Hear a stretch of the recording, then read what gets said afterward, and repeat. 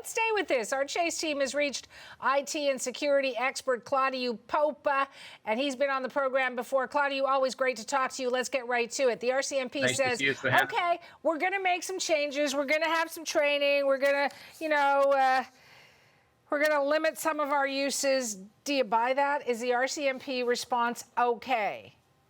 You know, I do buy that. The RCMP has taken liberties in the past with various data collection techniques. What comes to mind are the cameras installed at the airport about a decade ago, and once they were exposed, they stopped using them. In this particular case, we see that they've learned a lesson from using facial recognition technology, which of course is becoming mainstream. There are lots of companies offering these technologies. In this particular case, I feel that the Privacy Commissioner took an opportunity to bring about this kind of language so that the public is aware of the risks of facial recognition technology, as well as the unauthorized collection of people's identities, people's faces. But wait a second. Is it unauthorized? I mean, is this ruling about the private sector companies gathering data from social media sites that are out there for everyone, or is it about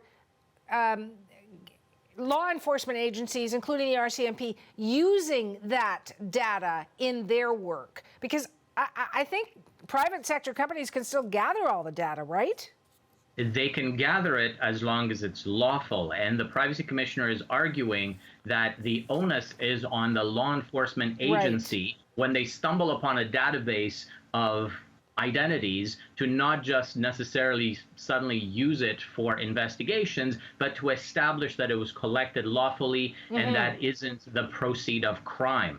And in this particular case, it looks like Clearview AI breached any number of laws to unilaterally scrape these identities off the internet and then sell licenses to law enforcement around the world for access to these illegally acquired images. Right. Now, the RCMP says it's going to create some kind of oversight function to ensure that what they're doing is, you know, respecting individuals' privacy rights.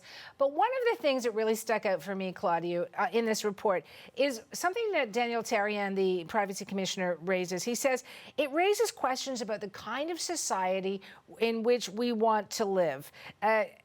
As the use of both government and commercial technology expands. Is that the nugget here, that these are conversations we should be having over the dinner table? I think we should. With the Google app down, like, you know what I mean, right?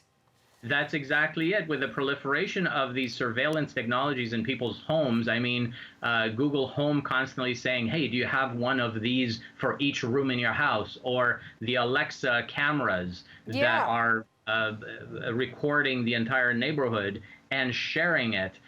We need to have this kind of discussions at the dinner table, and I think it's the right time to address these issues. The point that was made by the Privacy Commissioner was around the right to peaceful assembly, for example, or knowing that when you're getting together in a public place that, you know, you won't instantly be broadcast around the world and identified, and your friends will be identified and so on. This is just one facet of the issue, but it's an example that was provided. And of course, it's the start of a discussion that's much, much bigger than this.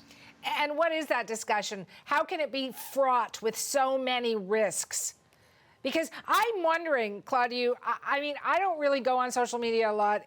I know people who do, people who are my age, millennials, people who are older than myself, and they don't seem to think about it. They don't seem to think twice about it. So it's almost like, sure, I'm putting my information out there, so whatever happens, happens, but I have nothing to hide. That kind of confounds me. Well, I think one of the key points made in this in this press release is the fact that our legislation needs to be refreshed. It needs to be explicitly including verbiage around accountability and around the need to verify the source of the information, because if that information was illegally collected, which of course reminds me of the idea of the fruit of the poison tree. If that's been acquired illegally, then law enforcement should have nothing to do with it, and in fact should expose it as such, rather than to leverage it to investigate potentially innocent people.